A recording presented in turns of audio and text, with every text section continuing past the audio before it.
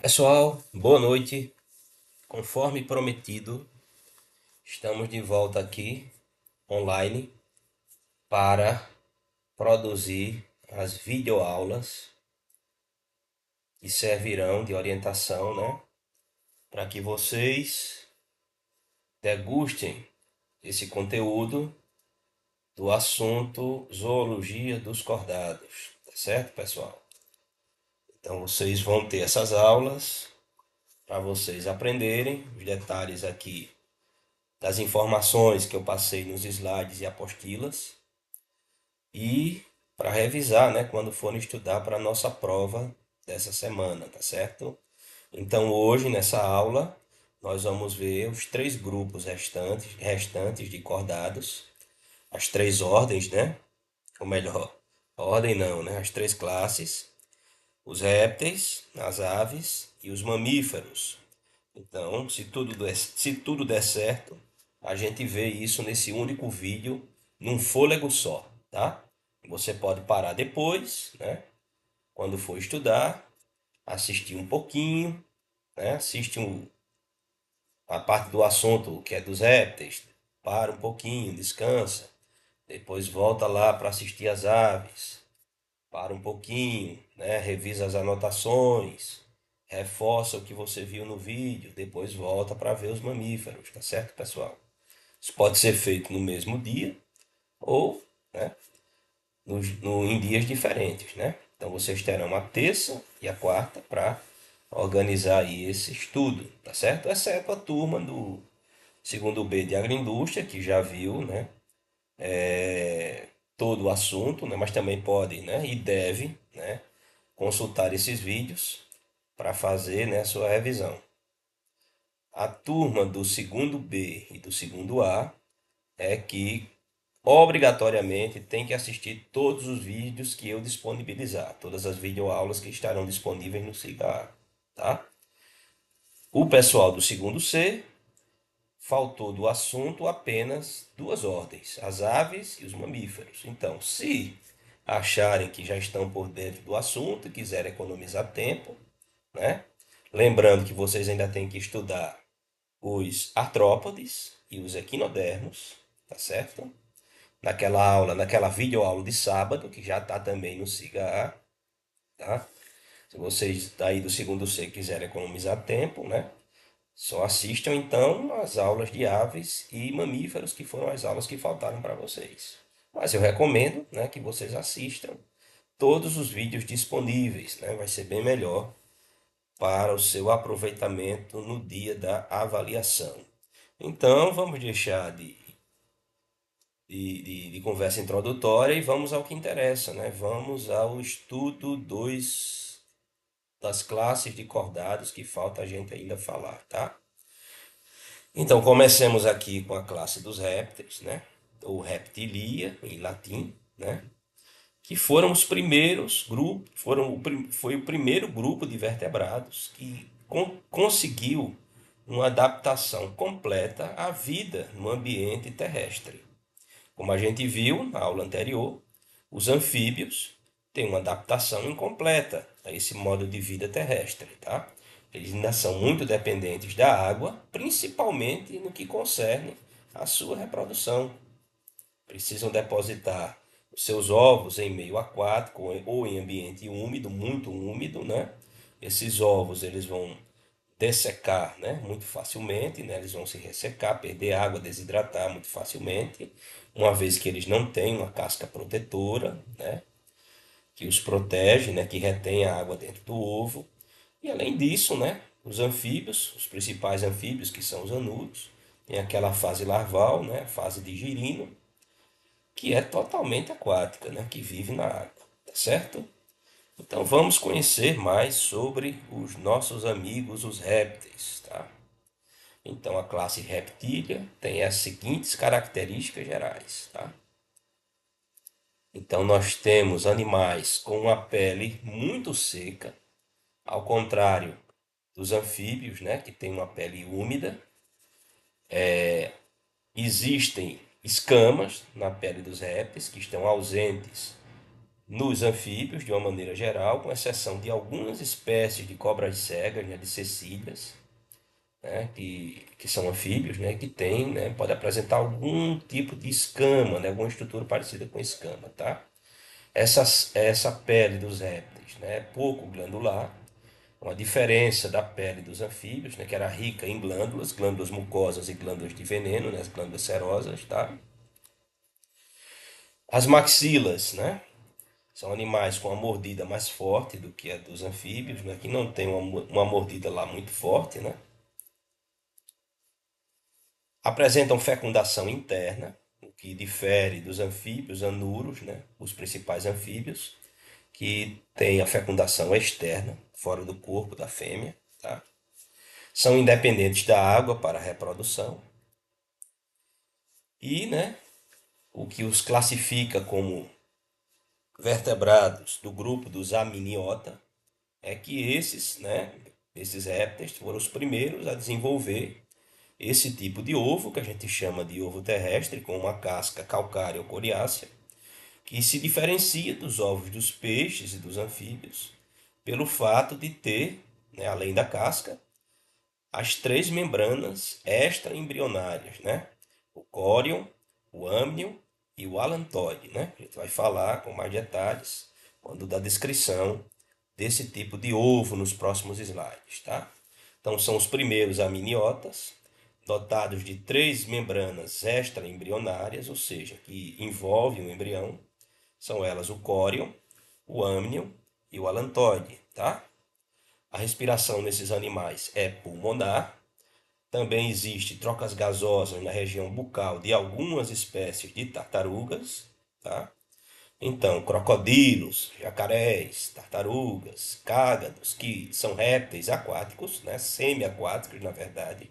Esses animais podem morrer afogados, né? Eles precisam subir à superfície para respirar o ar, né? Então tem respiração pulmonar, né? Embora eles possam permanecer durante um tempo considerável, né, sob a superfície da água, eles precisam emergir para respirar o ar atmosférico, tá certo? Esses animais, né, os répteis, eles têm, na maioria das espécies, o coração com três câmaras, dois átrios e um ventrículo, tal como o coração dos anfíbios, tá, pessoal? Com uma única exceção, nos crocodilianos, ou seja, crocodilos, jacarés e seus parentes, o coração está completamente dividido em quatro câmaras e não há mistura de sangue venoso com arterial. É um septo ventricular completo nesses animais, tá? Os rins são do tipo metanéficos com capacidade de reter água, tá? Uma adaptação aos ambientes secos. Isso faz com que, né, o produto de excreta nitrogenado nesses animais, nos répteis, seja o ácido úrico, né? Que é secretado na urina na forma de uma consistência pastosa, tá, pessoal? O ácido úrico ele é bem solúvel em água, então ele é excretado, né? A urina é praticamente uma pasta, aquela pastinha branca que a gente vê no cocôzinho da lagartixa, né? Muito comum a gente estar em casa, aquelas lagartixas de parede defecam. Quando você vai limpar o cocôzinho, você vê uma parte escura, que são as fezes, e a parte branquinha, que é o ácido úrico, né? Os uratos, tá certo? Atenção, as aves, né, de acordo com a sistemática filogenética, elas são agrupadas hoje junto da classe dos répteis, tá certo? Mas aqui a gente está seguindo um pouco da classificação evolutiva tradicional, em que a gente considera as aves como um grupo à parte, mas na verdade as aves pertencem a um subgrupo aqui dos répteis, tá?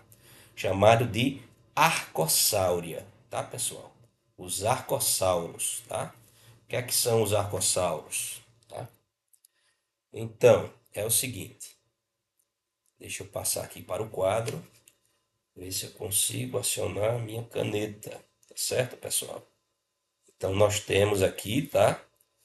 Um grupo de répteis, né? Que a gente chama de Lepidosauria, tá?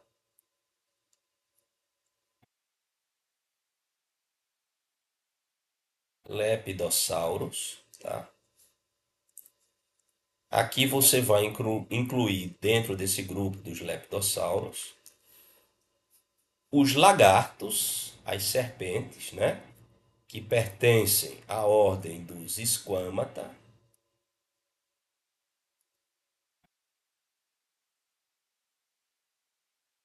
e vai incluir também uma ordem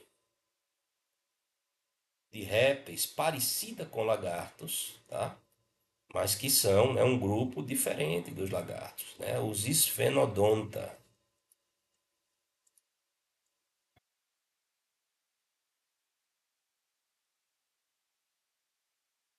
certo, pessoal?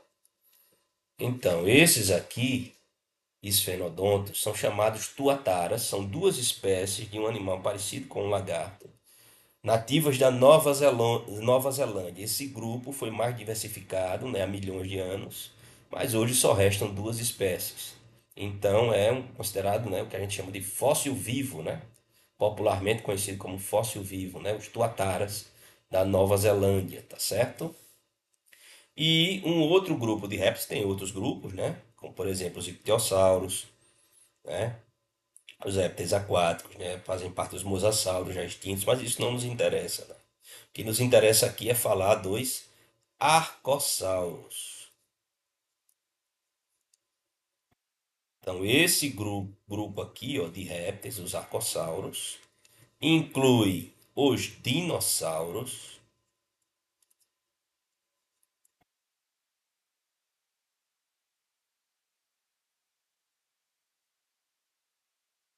tá? Os pterossauros,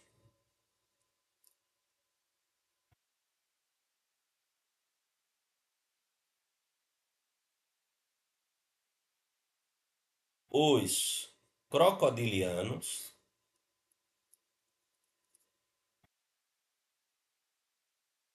tá, pessoal?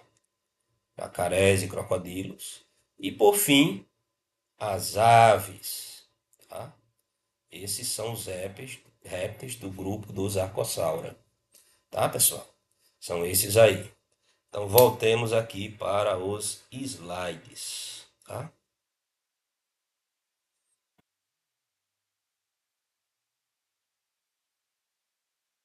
A gente viu aqui as características gerais, faltou algumas, né? Então aqui paramos na secreção de ácido úrico, fecundação interna nesses animais, né? Diferente da fecundação dos anura, que é a fecundação externa, tá? Com órgão que é o copulador. São animais que, no entanto, ainda apresentam essa característica que está presente nos peixes e nos anfíbios, que é a ectotermia, pessoal. Então, a temperatura do corpo desses animais varia conforme a temperatura do ambiente. Se está quente, o corpo esquenta. Se está frio, o corpo esfria, tá? É aquilo que popularmente, né, a gente conhece como animais de sangue frio, tá? São os animais ectotérmicos. Diferente dos animais homeotérmicos, tá? Quem são os animais homeotérmicos? Animais de sangue quente, tá? São as aves e os mamíferos. Então, as aves, né, são répteis homeotérmicos, tá, pessoal? São animais que têm endotermia. Então, o próprio metabolismo, né, o interior, o calor vem do interior do corpo e ajuda a manter a temperatura corporal invariável, né, em relação à temperatura do ambiente. Então, vai ter um normal ali de temperatura, tá? Ser humano em torno de 36 graus, tá? E a gente fica ali naquela temperatura, independente de ter esfriado ou ter esquentado. É claro, se você tiver na temperatura congelante, esse seu sistema corporal não vai conseguir dar conta, né, de um ambiente extremamente gelado, né? Você vai congelar, tá? Ou vai aquecer demais num ambiente muito quente, tá? Então, como a gente viu nas aulas passadas, né, os tetrápodes são os animais terrestres dotados de quatro membros e eles se dividem entre anfíbios e os amniotas, né, que são os répteis, as aves e os mamíferos, tá certo? Os amniotas, por sua vez, né, constituem um grupo monofilético, tá? Surgem no período carbonífero, ainda na era paleozoica, a partir dos anfíbios, eles evoluem a partir de anfíbios, tá? Se diversificam em várias linhagens. No fim da era paleozoica, tá certo? Existe uma grande extinção no final da era paleozoica, né, no período permiano, né? Então, na extinção do Permiano, né, desapareceram esses animais, né, esses amniotas basais, várias espécies de répteis, de anfíbios, ancestrais dos mamíferos. E a era seguinte, que vai ser a era Mesozoica, vai ser dominada pelos dinossauros e outros répteis, né?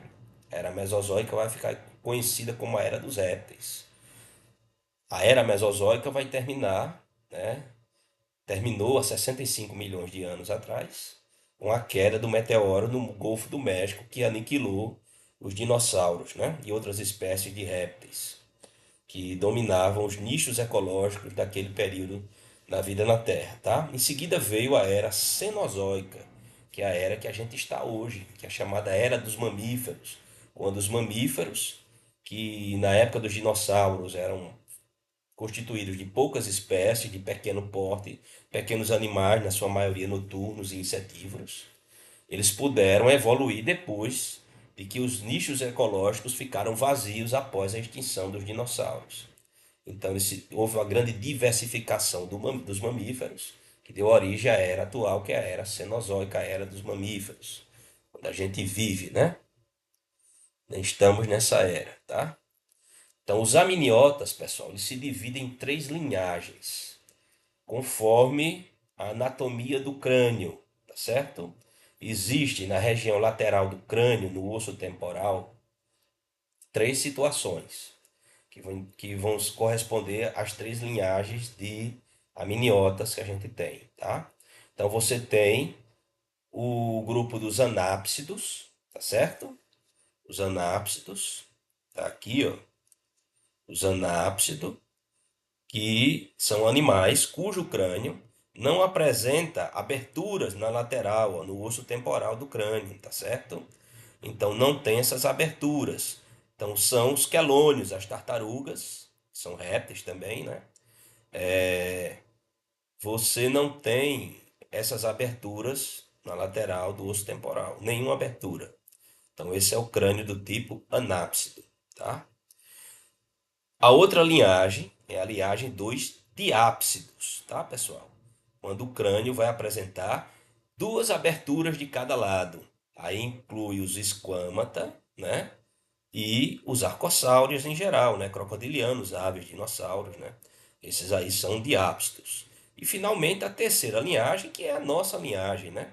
Os sinápsidos, que inclui os mamíferos. Os sinápsidos vão ter apenas uma abertura de cada lado do osso temporal, né? Do lado do crânio, né?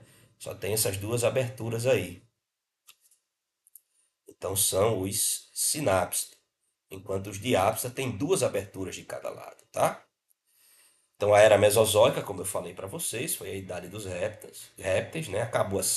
Iniciou-se há 165 milhões de anos, dividida em três períodos, né? Jurássico, Triássico e Cretáceo, e acabou com a extinção dos dinossauros, né? Há cerca de 65 milhões de anos, no fim do período Cretáceo, tá? Então, aqui nós temos, ó, os três tipos de crânio, tá certo, pessoal? O crânio anápsido, que é aquele ali das tartarugas, tá? Sem aberturas temporais, aqui ó, na região das têmporas. Atualmente esse tipo de crânio só está presente nas tartarugas, né? Na ordem Chelonia ou Testudines, tá? O crânio diápsido, que é das aves e dos répteis atuais, ó, tem duas aberturas de cada lado do crânio, tá? Duas aberturas temporais de cada lado da cabeça, tá?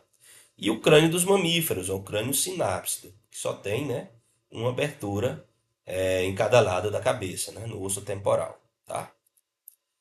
Aqui as membranas extraembrionárias e o ovo terrestre, tá? Isso aqui é um desenho representando o ovo terrestre. Então a gente tem aqui o embrião, tá? Envolto num saco, que seria o saco amniótico, né? O âmnio, tá, pessoal? Cheio de líquido. Esse líquido vai impedir que o embrião, né, resseque, desidrate, perca água. E também vai proteger o embrião contra choques mecânicos. Tem essa função de amortecer o ovo, né, o embrião contra choques, né, que possam ocorrer na superfície do ovo, tá certo? Além disso, a gente tem, né, essa membrana aqui, ó, mais superficial, ó, logo abaixo da casca, tá? Que é o córion, tá? Abaixo do córion a gente tem o alantoide. Essas duas membranas, o córion e o alantoide, elas trabalham, né, exercendo a função de permitir a respiração do embrião, do feto. Eles fazem as trocas gasosas. Tá? E como é que o ar entra dentro do ovo? Entra pela casca. A casca do ovo ela é permeável ao atmosférico, senão o nosso filhotinho iria morrer, né? Sem oxigênio. Tá? Então essa casca é porosa, o ar passa através dela e as trocas gasosas são feitas na superfície do córeo e do alantoide. Além dessa função de trocas gasosas, o alantoide é uma membrana que serve para armazenar as excreções do embrião, os excretas nitrogenados, né? Produzidos pelo metabolismo do embrião, né? O embrião vai excretar e vai ficar armazenado aqui no alantoide, tá? Agora existe uma outra estrutura, tá, pessoal?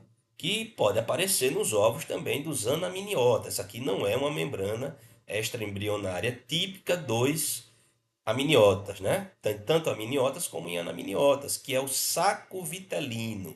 Essa coisa amarela aqui, tá, pessoal? É a gema do ovo, tá, pessoal? Aquilo é a reserva de nutrientes que o embrião vai utilizar para o seu desenvolvimento, tá? É o saco vitelínico ou saco vitelino, tá?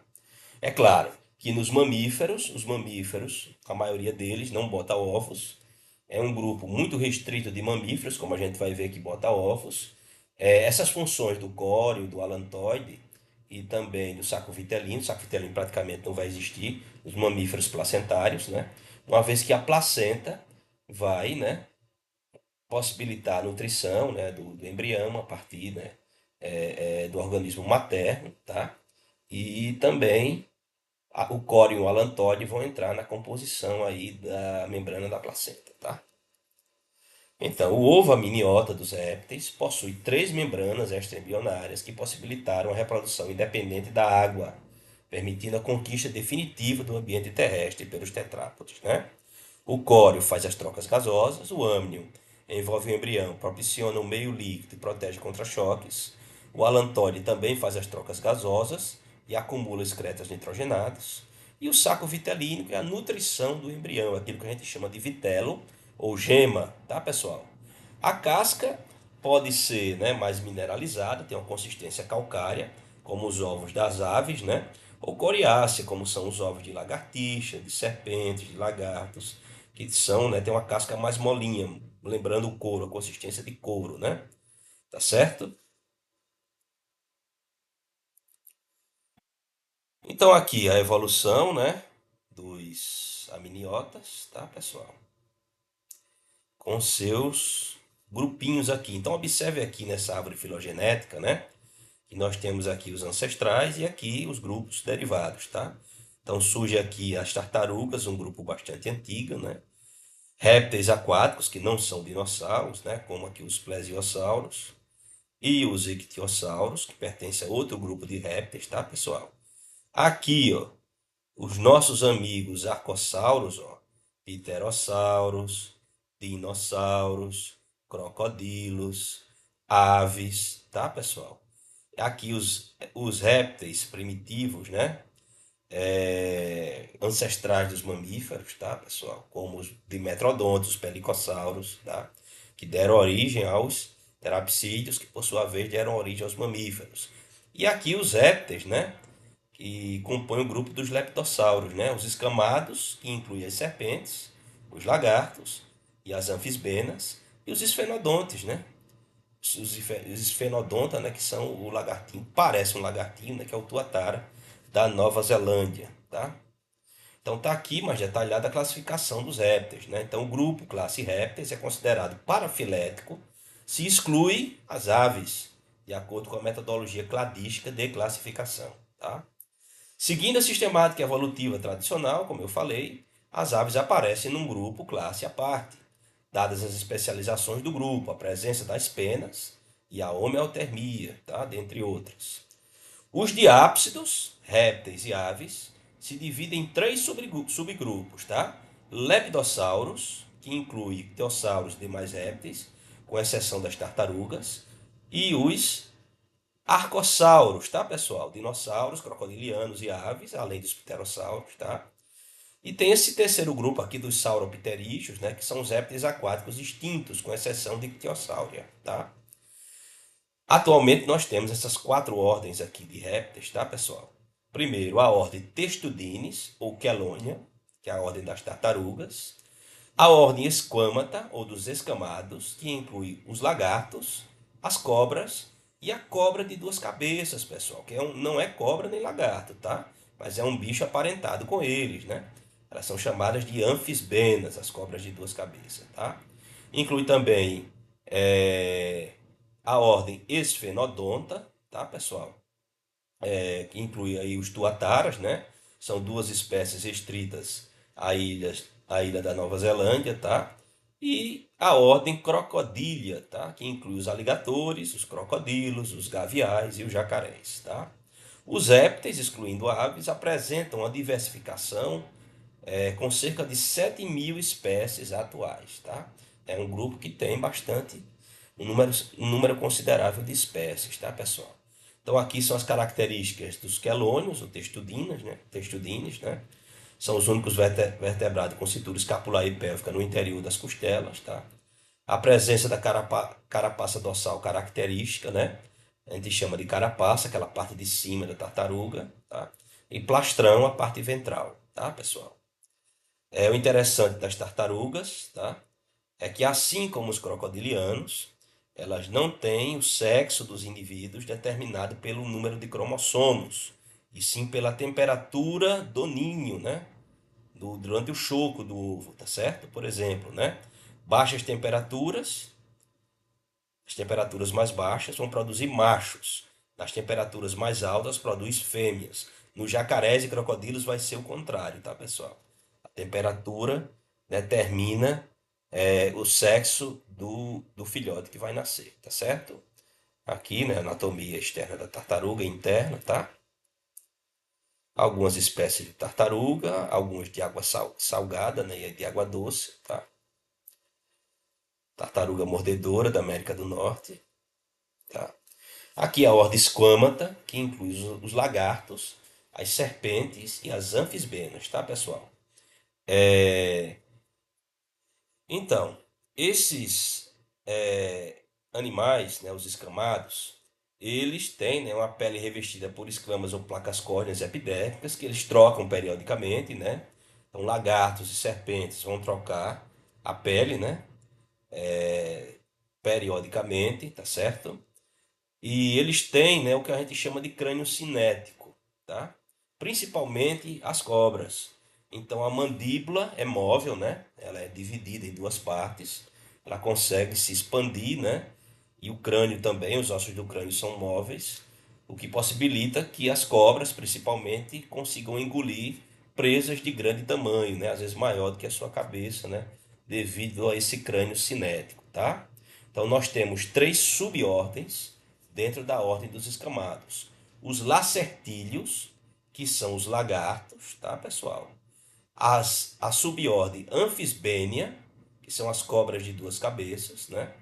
São animais sem membros, de hábitos fossoriais, ou seja, elas escavam tocas, né? Usam a cabeça para cavar, tá? Cerca de 135 espécies. Os lagartos têm aproximadamente 3.500 espécies. E a subordem serpentes, tá, pessoal? Também chamados de ofídeos, tá? Que são as cobras verdadeiras, tá? Então, são animais sem membros que evoluíram provavelmente a partir de algum ancestral semelhante ao lagarto de hábitos fossoriais, tá? Existem órgãos para a detecção de calor, né? Em algumas serpentes, né? Na família dos viperídeos, que são as jararacas, cascavéis e surucucus, né? Você tem, né? E o pessoal no interior chama de cobra de quatro ventas. Por quê? Porque a cobra tem as suas narinas na posição anterior, e tem os olhos, né, mais acima. Entre as narinas e os olhos existem mais dois buracos, né? Por isso que chama cobra de quatro ventas, porque tem duas, como se fossem quatro aberturas nasais, né? Então, é o seguinte, pessoal, aquela abertura entre o olho e a narina verdadeira é chamada de fosseta loreal, tá? A fosseta loreal é um órgão que detecta calor. Então, essas serpentes se alimentam de pequenos roedores, pequenos mamíferos, e geralmente são de hábitos noturnos, as cascavéis, jararacas e a surucucu. Então, elas conseguem, né, perceber o animal pelo calor que ele emana do corpo, tá? As jiboias também, né, os boídeos, alguns, né, a família das jiboias e cobras constritoras em gerais, né? Jiboias, pitons, sucuris, são cobras que matam suas presas por constrição, não por veneno, tá, pessoal? Os viperídeos, né? São os grandes animais, são os mais especializados peçonhentos, né? Dentre as serpentes, né? Ou seja, que têm presas extremamente adaptadas a injetar veneno, né? Os viperídeos, as víboras, tá? Enquanto que os boídeos, né, as jiboias, sucuris e pitons, matam suas presas por aperto, né? Ou seja, a gente chama de constrição, tá certo? Então, é, essas serpentes, né, também, né, pode ter também órgãos sensores de calor nos boídeos, né? Na jiboia tem, na cobra papagaio, que é uma espécie de jiboia muito procurada, como pet, tem também, né? Ao redor da parte superior da boca, não da boca, né? Do lábio, vamos dizer assim, você tem os sensores de calor, tá? E você tem, né, também nas cobras, tá? O órgão de Jacobson, tá certo? Que fica no céu da boca, né? No palato desse animal, tá? Então, quando lagartos e cobras colocam a língua bífida para fora, aquela língua, né, para fora, ela está captando, né, estímulos de odor no ambiente. Ou seja, a cobra está cheirando o ambiente utilizando a língua. Então, aquela língua bífida capta as partículas odoríferas que estão flutuando no ar e, ao recolher a língua, ela é colocada em contato com o órgão de Jacobson, né? Que vai identificar esses odores, né? No teto da boca, tá certo? Então, aqui é a nossa diversidade regional, alguns lagartos aqui da nossa região, tá? O papa-vento, que é um lagarto arborícola, né? Que aqui nos machos ele exibe esse papo, ele infla esse papo, né? Para se exibir para a fêmea, tá? Aqui o calango verde, uma espécie muito comum da família Teiide, tá? Uma meiva-meiva. A famosa catenga, né? Tropidurus híspidos. O famoso teiu ou tejo, Tupinambis meriani. Um lagarto de grande porte, é o maior lagarto aqui, acho que em termos de tamanho, talvez ele perca para o iguana, que é de outra família, né? Que o pessoal chama aqui erradamente de camaleão. Camaleões verdadeiros são lagartos que só existem na África e na Ásia, tá? Aqui não tem camaleão verdadeiro, mas o pessoal chama os iguanas, tá? Aqui de camaleão, tá? Então, o iguana. Aqui é uma espécie, né, herbívora, geralmente, né? Os iguanas só comem plantas, tá? E os teius não, os teius são onívoros, né? Comem de tudo, tá? E aqui é a famosa lagartixa de parede, ou lagartixa doméstica, tá? A Hemidactylus mabuia. É um lagartinho da família dos gecos e ele tem origem africana. Então ele está hoje em todos os lares brasileiros. Todas as casas brasileiras têm esse bichinho, mas ele veio da África, né? Nos navios, nas caravelas portuguesas, né? Chegou aqui no Brasil e aqui ficou, se deu muito bem, né? Vivendo junto do ser humano, tá? Aqui a anfisbena, outro membro do grupo da subordem dos escamados, né, do escamata, que é a famosa cobra de duas cabeças, tá? Isso aqui é a anfisbena alba, espécie bastante comum na nossa região, tá?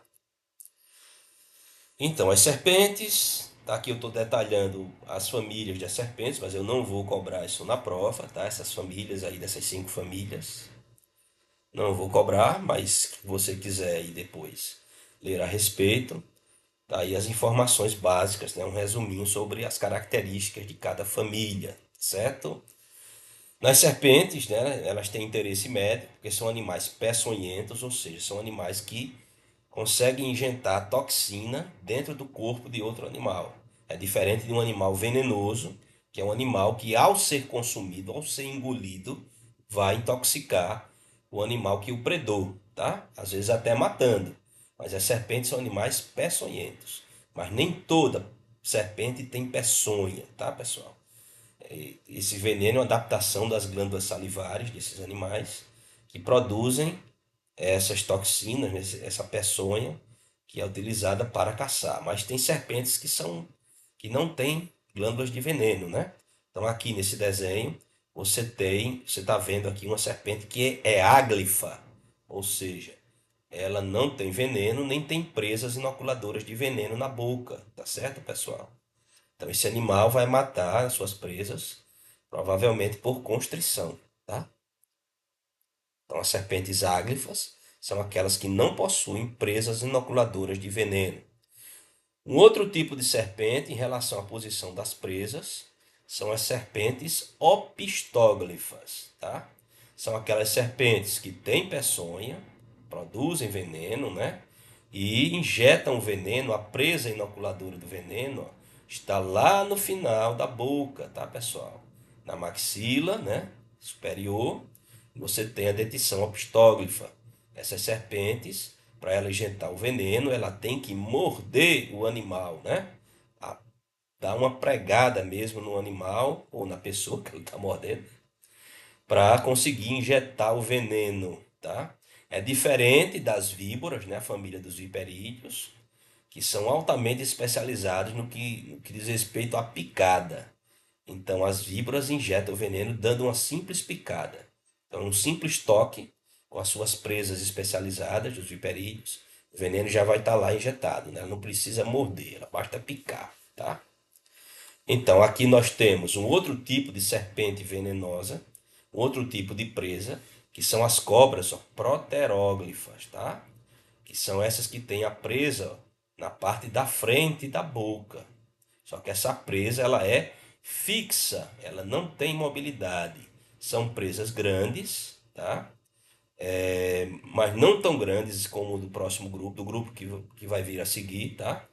E essas são presas fixas. Que tipo de cobra vai ter essa presa aqui, tá? A cobra coral, a cobra das famílias dos elapídeos, tá, pessoal?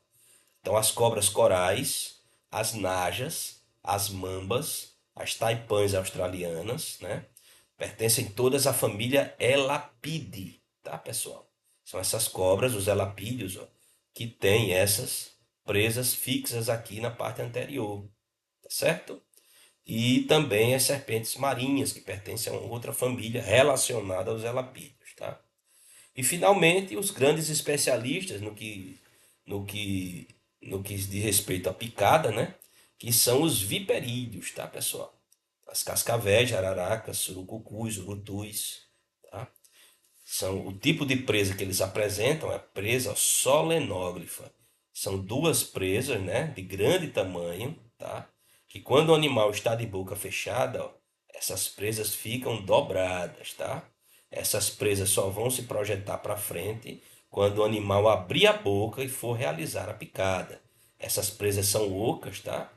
A glândula de veneno fica mais ou menos por aqui, né? Tem um ducto que faz o veneno escorrer, ó, e sair aqui na pontinha da presa, tá? Então são dentes que funcionam como se fossem seringas.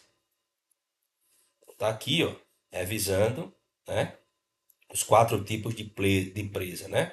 Cobras sem presa inoculadora, as áglifas. Cobras opistóglifas, que tem a presa lá atrás.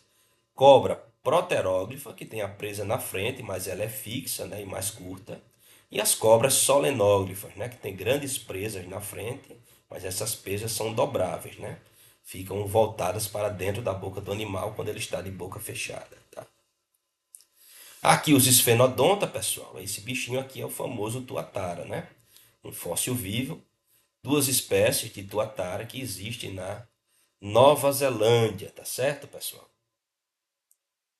Nova Zelândia é um país da Oceania, né? Fica pertinho da Austrália, da Nova Guiné, tá?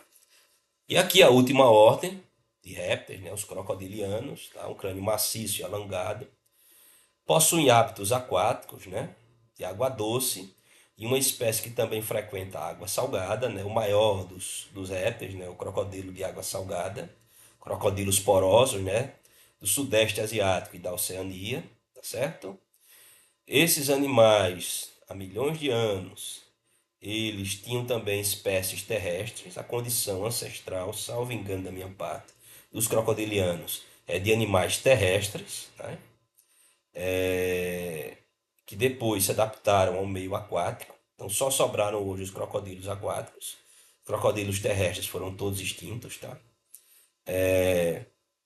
Tem maior complexidade no comportamento social do que os outros répteis, ou seja, os crocodilos eles cuidam dos filhotes, protegem os filhotes, né? A mãe sempre vigia, né? Transportam os filhotes. A mãe fica vigiando, protegendo os filhotes, então tem cuidado parental, né? Pertence ao grupo dos arcossauros, né? Junto com as aves e os dinossauros. Coração dividido em 4 câmaras. E da mesma forma que os quelônios, o sexo não é determinado cromossomicamente, mas pela temperatura do ninho. Ovos depositados em ninho de vegetação, próximo à água. Ao contrário das tartarugas, temperaturas mais baixas vai fazer nascer fêmeas. Temperaturas mais altas faz nascer machos. 3 famílias: Crocodilidae, Alligatoridae e Gavialidae. Mas eu não vou pedir isso aqui na prova, tá, pessoal? Cerca de 25 espécies, tá? Então aqui nós temos, né? O maior representante desse grupo aqui na nossa fauna brasileira é o jacaré-açu, né? O caimã níger, né? O maior dos crocodilianos brasileiros, né? Aqui tá 6 metros, mas eu acho que 5 metros, esse bicho geralmente fica em torno de 5 metros, tá? E aqui o maior dos répteis atuais, que é o crocodilo de água salgada, né? Crocodilos porosos. Esse é um animal perigosíssimo, né? Ele ataca seres humanos, né? Mata seres humanos, né? Da Ásia e da Oceania, né? Com exemplares de até 7 metros, certo? Aqui, um cladograma mostrando a evolução, né? Dos répteis e o começo aqui, ó, dos mamíferos, tá certo, pessoal? Aqui incluindo aves, ó. Repare que crocodilos, ó, fica juntinho dos passarinhos, ó. Por quê? São os bichos mais próximos das aves, daqueles répteis ditos convencionais, né?